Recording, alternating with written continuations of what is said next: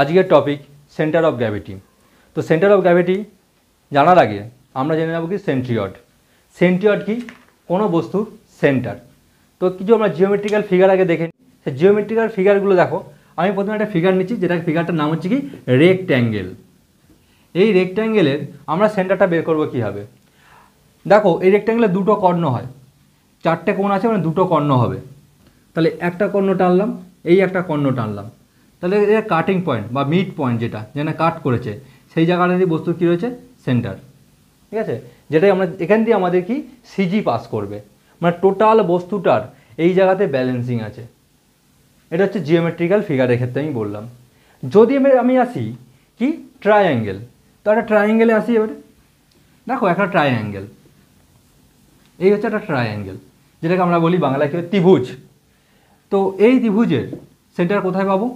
এই বাহুটার উপরে লম্ব টানবো, যেটা কোত্থেকে না এই শীর্ষবিন্দু থেকে লম্বটা টানবো, যে লম্বটা এই বাহুটাকে ঠিক সমদ্বিখণ্ডক করবে, সমান দুভাগে ভাগ করবে।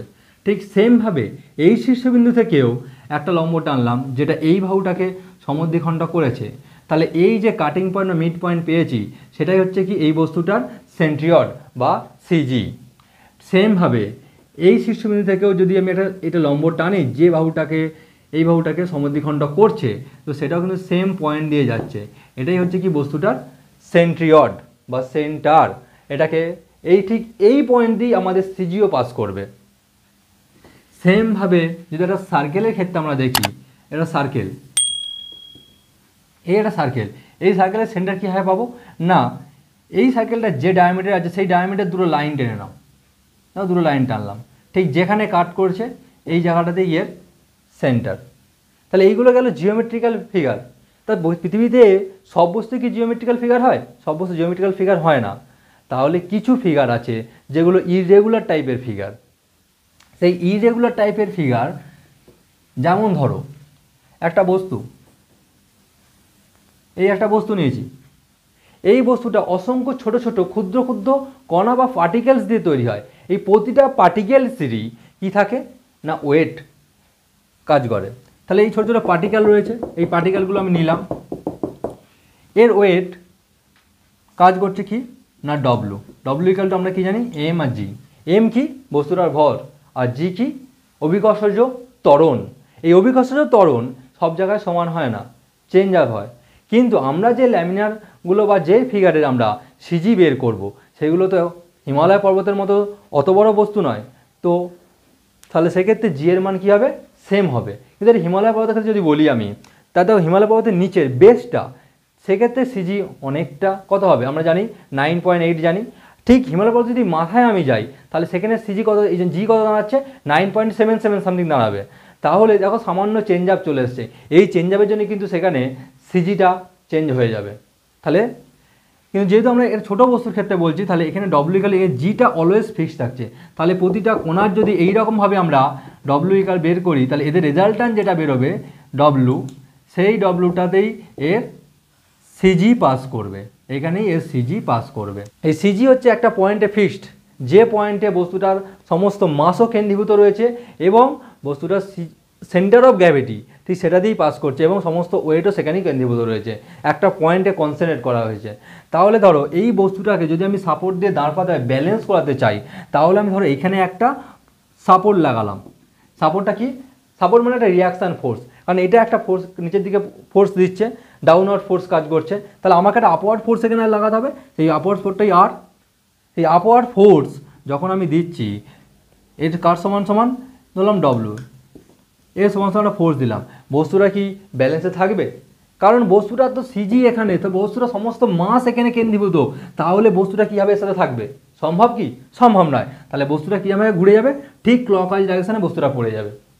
সেমভাবে যদি আমি বস্তুটার এইখানে একটা সাপোর্ট লাগাই, মানে রিয়াকশান ফোর্স অ্যাপ্লাই করি, সেই রিয়াকশান ফোর্সটা যদি অ্যাপ্লাই করি, বস্তুটা দেখো সিজি এখানে কেন্দ্রীভূত, সমস্ত মাসও এখানে কেন্দ্রীভূত, তাহলে তো বস্তুটা অ্যান্টি ক্লকওয়াইজ ডিরেকশানে ঘুরে পড়ে যাবে।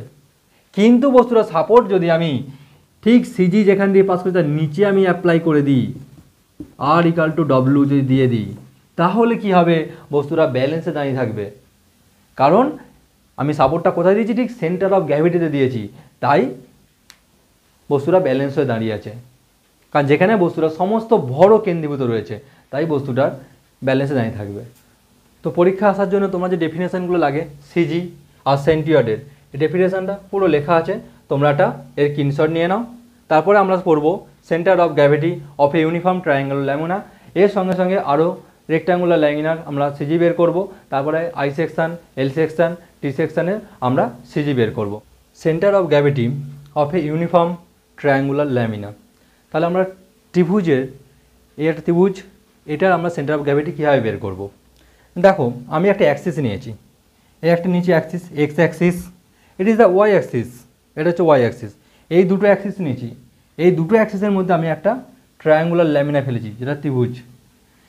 তাহলে এই ত্রিভুজটা এই একটা সেন্টার অফ গ্র্যাভিটি আছে, সেটা কোথা দিয়ে পাস করবে।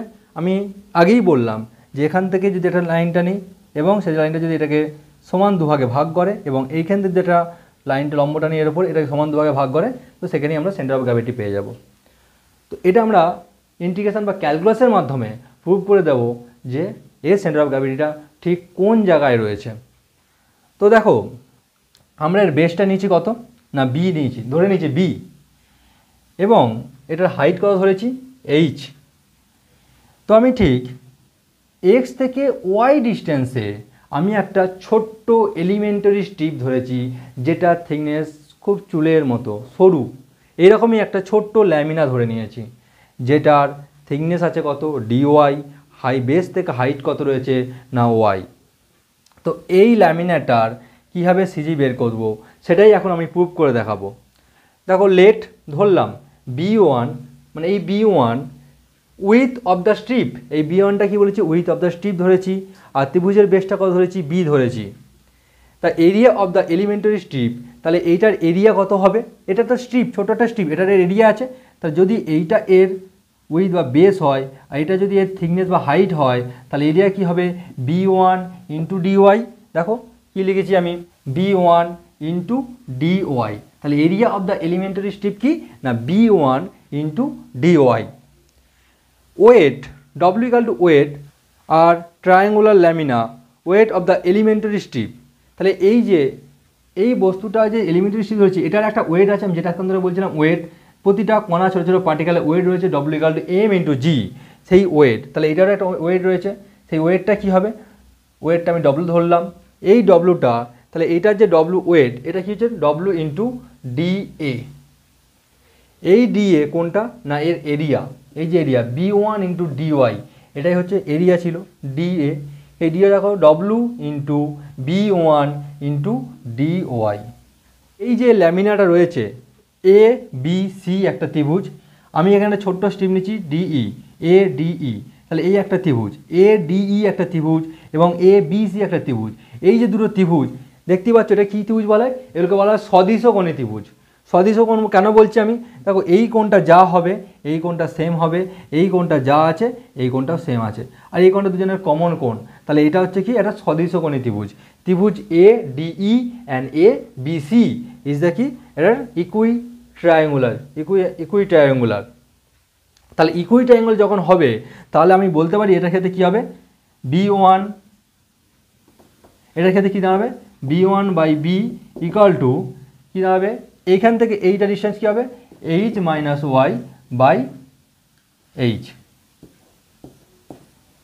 যেহেতু সদৃশকোণী ত্রিভুজ তাই এটা কী হলো B1 by B into equal to কী হবে এইচ মাইনাস ওয়াই, মানে এইটা বাই পুরোটা, দেখো আমি সেটাই করেছি এখানে B1 by B equal to H minus Y by H. এই যে weight of the elementary strip এটা কী দাঁড়াবে তাহলে W into B into H minus Y by H into dy. তাহলে moment of this elementary weight about the base, তাহলে এই base বলতে কি বিসি, এই বিসির সাপেক্ষে তার মোমেন্টটা কী দাঁড়াচ্ছে না ডব্লু into B into H minus Y by H into dy into y. এটা হচ্ছে moment of the elementary strip about the base, এই বেসের সাপেক্ষে এটার মোমেন্ট। এবার আসো the algebraic sum of the moment of all such elementary weight on whole triangular lamina about the base, তাহলে এই যে বেসের সাপেক্ষে আমি এখানে একটা ছোটো ল্যামিনা নিয়েছি, যদি এরকম ছোটো ছোটো অসংখ্য আমি ল্যামিনা নিই তাহলে আমি সেগুলো কী করবো না আমরা ইন্টিগ্রেশন করি, ইন্টিগ্রেশানে কী করি আমরা লিমিট ধরে নেবো কত, এইটা আমার 0 লেভেল আর এটা হাইট হয় ম্যাক্সিমাম লেভেল। তাহলে 0 to h লিমিটের মধ্যে একটা ইন্টিগ্রেশন করব, যেখানে সব যতগুলো আমি এলিমেন্টারি স্ট্রিপ কল্পনা করতে পারি কল্পনা করে নেবো। তা সেটা কি 0 to h, তাহলে w into B into H minus Y by H into dy into ই ওয়াই। তাহলে এই একটা ত্রিভুজ, এই যে ত্রিভুজ, এই ত্রিভুজটার এরিয়ার সূত্র কি জানি, হাফ ইন্টু ভূমি ইন্টু উচ্চতা। তাহলে half into B into H, দেখো half into B into H, তাহলে এরিয়া অফ দ্য ত্রিভুজ half into B into H. তাহলে total weight of the whole triangle lamina, তাহলে এই যে পুরো যে ট্রায়াঙ্গেলটা রয়েছে এইটা টোটাল ওয়েট কী হবে না এরিয়ার সাথে ওয়েটটা গুণ করতে হবে। ওয়েট কোনটা, তাহলে half into B into H into W. তাহলে এই যে হলো এটা টোটালি ট্রায়াঙ্গেলটার, তাহলে moment of the weight of the about the base, তাহলে বেসের সাপেক্ষে এটার মোমেন্ট কী হবে, half into B into H into W into Y bar.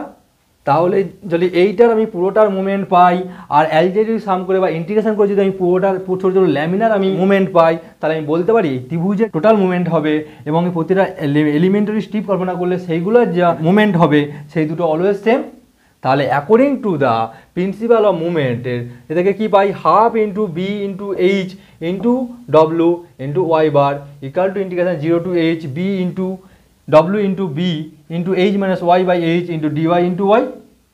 তাহলে এখান থেকে আমরা যে ওয়াই বার বলতে কি এক্সের সাপেক্ষে আমরা এর সিজিটা বের করছি, সেটাই হচ্ছে এই ওয়াই বার। এই ওয়াই বারটা আমরা এবারে প্রুভ করে দেখব কী হবে, ওয়াই বারের মান কত আসে, সে যেইটা আসবে সেখান দিয়েই এই ল্যামিনার সিজি পাস করবে। তো তোমরা চাইলে এটা স্ক্রিনশট নিয়ে নাও। দেখো আমি লাইনটা এখানে উপরে লিখে নিয়েছি। এবার আমরা প্রুফটা করব। প্রুফ করে কী বের করবো, ওয়াই বারের মানটা বের করবো, যেটা কিসের মাধ্যমে বের করবো, পুরোটাই টোটাল ক্যালকুলাস বা ইন্টিগ্রেশনের উপর ডিপেন্ড করে করব। তো দেখো half into B into H into W into Y bar equal to, এই ডব্লুটা একটা কনস্ট্যান্ট সংখ্যা, তো যেটা ইন্টিগ্রেশন করা যায় না বাইরে আসে, বেরিয়ে গেল 0 to h। এই 0 to h তাহলে কী পড়ে থাকছে এখানে, b into H minus Y by H into D y into y. এই ডব্লিউর সাথে এই ডব্লিউটা কেটে যাচ্ছে। এবারে এখানে দেখো half into B into H into Y bar, এই ওয়াইটাকে এর মধ্যে দেবো আর বিটাকে ভেতরে গুণ করব। ইন্টিগ্রেশান 0 to h করলাম B into H into Y by H minus B into Y square, Y into Y মানে Y square by H into D Y. দেখো এটা তো বি আছে, বি ইজ দ্য কমন, তা বিকে পুরো বাইরে বের করে দাও, আর এই এইচ আর এই এইচ কেটে গেল। Half into B into H into Y bar, এখান থেকে ওই বিটা বাইরে বেরোচ্ছে, তাহলে ইন্টিগ্রেশান 0 to h কী পড়ে থাকছে আমার এখানে, ওয়াই পড়ে থাকছে মাইনাস কি পড়ে থাকছে, বি থাকছে না, থাকবে y square by H into D y. এই বিটার সাথে এই বিটা কেটে যাচ্ছে, তাহলে কী পড়ে থাকলো এবারে, half into H into Y bar equal to, দুটো ইন্টিগ্রেশনকে ভেঙে নাও, 0 to h একটা y d y minus integration 0 to h y square by H into D y. এখান থেকে half into H into Y bar equal to, এই পার্টটা integration কী করলে কী আসবে না ওয়াই স্কোয়ার বাই 2 ব্র্যাকেটে মধ্যে লিমিটটা 0 থেকে h, ওটার ক্ষেত্রে কি আসবে 1/h তো আগে বাইরে চলে এলো, 1/hটা বাইরে চলে আসছে। এবার এই পার্টে কি আসবে না y³/3, এটারও লিমিট 0 থেকে h। তো এটা ইন্টিগ্রেশন করলাম ওয়াইটা দেখো, তাহলে অ্যাকচুয়ালি ইন্টিগ্রেশনের নিয়ম কি, ইন্টিগ্রেশন a⁴n ইকাল টু কী হয়, এটা ইন্টিগ্রেশন করলে এনটা বাইরে আসবে, তো এলো a⁴n - 1/n+1, ঠিক আছে, n+1। তো এটা তো আমরা এখানে করবো না, তো আমরা সেইভাবেই করেছি। দেখো এখানে ওয়াইটা বাইরে এসছে, তাহলে y² 2 আর y² ছিল 2 + 1 3, 2 + 1 3। এবার এরপর থেকে দেখো half into h into y² equal two, এবার লিমিট যখন 0 0 যদি ওয়াইয়ের জায়গায় আমি বসাই তাহলে পুরো পার্টটা 0, ঠিক সেম ক্ষেত্রে এটার ক্ষেত্রে দেখো ওয়াই যদি লিমিট 0 লিমিটটা বসাই আমি এখানে, তাহলে এই পুরো পার্টটা 0, তাহলে এটা কোনো মানে থাকবে না। তাহলে আমাদেরকে আপার লিমিট ধরতে হবে, সেটা কি h। তাহলে h বসালে কি দাঁড়াচ্ছে এখানে h²/2 minus 1/h into h³/3। তাও এখানের সাথে একটা h কেটে গেলে কি পড়ে থাকে এখানে h²। এরপরে দেখো half into h into y² equal to কী পড়ে গেলো এখানে h²/2 মাইনাস h²/3। তাহলে এই দুটো লসাগু নাও, কী দাঁড়াচ্ছে লসাগুটা না 6, তাহলে 3h² মাইনাস 2h², তাহলে এখান থেকে কী আসছে h²/6। এবার আমাদের তাহলে এখানে ছিল কি actually half into h into y² equal to কী এসছে h²/6। তাহলে এখানে একটা h, এই একটা h কাটলে পড়ে থাকছে একটা h, এখানে 2 আর এখানে 3, y² ইকাল টু কী দাঁড়াচ্ছে এখানে h/3। এই y² ইকাল টু h/3, এই যেটা বেরোলো আমাদের, এটাই হচ্ছে triangular laminar centre of gravity CG। ঠিক এইভাবে আমরা পরের ক্লাসে rectangular laminar centre of gravity বের করব। আজকের মতো ক্লাস এইটুকুই। জয় হিন্দ।